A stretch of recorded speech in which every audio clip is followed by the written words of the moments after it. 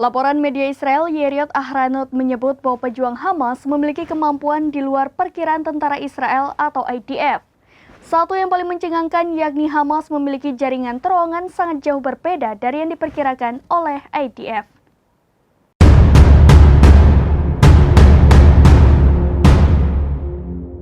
Laporan media Israel Yediot Ahronot menyebut bahwa pejuang Hamas secara organisatoris dan infrastruktur memiliki kemampuan di luar perkiraan tentara Israel atau IDF.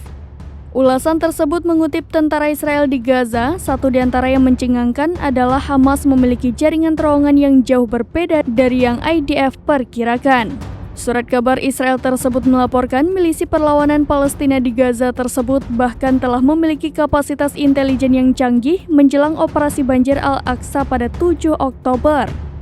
Analis urusan militer di surat kabar tersebut Yossi Yehosua mengungkapkan kalau Brigade Al-Qassam memiliki dokumen yang mencakup perincian struktural brigade paratrooper atau pasukan terjun payung Israel, rantai komando dan komposisi sosialnya.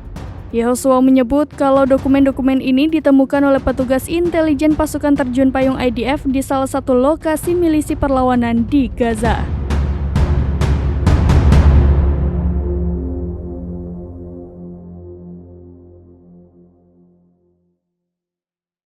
Demikian informasi terkini Syederalun. Saksikan terus berita lainnya di kanal YouTube Serambi News, website dan Facebook serambinews.com.